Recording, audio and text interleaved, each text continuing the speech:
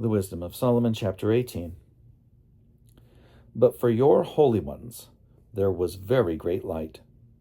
Their enemies heard their voices, but did not see their forms, and counted them happy for not having suffered, and were thankful that your holy ones, though previously wronged, were doing them no injury.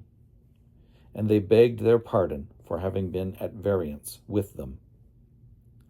Therefore, you provided a flaming pillar of fire as a guide for your people's unknown journey, and a harmless sun for their glorious wandering. For their enemies deserved to be deprived of light and imprisoned in darkness, those who had kept your children imprisoned, through whom the imperishable light of the law was to be given to the world. When they had resolved to kill the infants of your holy ones, and one child had been abandoned and rescued, you, in punishment, took away a multitude of their children, and you destroyed them all together by a mighty flood. That night was made known beforehand to our ancestors, so that they might rejoice in sure knowledge of the oaths in which they trusted.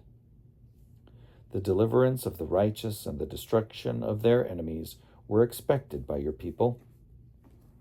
For by the same means by which you punished our enemies, you called us to yourself and glorified us. For in secret the holy children of good people offered sacrifices, and with one accord agreed to the divine law, so that the holy ones would share alike the same things, both blessings and dangers. And already they were singing the praises of their ancestors. But the discordant cry of their enemies echoed back, and their piteous lament for their children was spread abroad. The slave was punished with the same penalty as the master, and the commoner suffered the same loss as the king.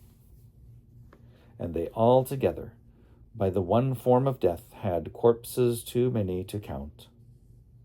For the living were not sufficient even to bury them, since in one instant their most valued children had been destroyed. For though they had disbelieved everything because of their magic arts, yet when their firstborn were destroyed, they acknowledged your people to be God's child. For while gentle silence enveloped all things, and night in its swift course was now half gone, your all-powerful word leaped from heaven, from the royal throne, into the midst of the land that was doomed, a stern warrior, carrying the sharp sword of your authentic command, and stood and filled all things with death, and touched heaven while standing on the earth. Then at once apparitions in dreadful dreams greatly troubled them, and unexpected fears assailed them. And one here and another there, hurled down half dead, made known why they were dying. For the dreams that disturbed them forewarned them of this, so that they might not perish without knowing why they suffered. The experience of death touched also the righteous, and a plague came upon the multitude in the desert, but the wrath did not long continue. For a blameless man was quick to act as their champion. He brought forward the shield of his ministry, prayer and propitiation by incense. He withstood the anger and put an end to the disaster, showing that he was your servant.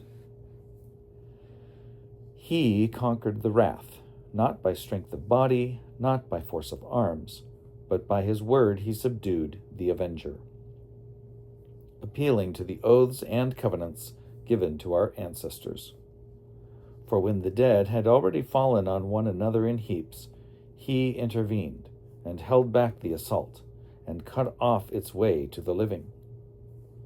For on his long robe the whole world was depicted, and the glories of the ancestors were engraved on the 4 rows of stones, and your majesty was on the diadem upon his head.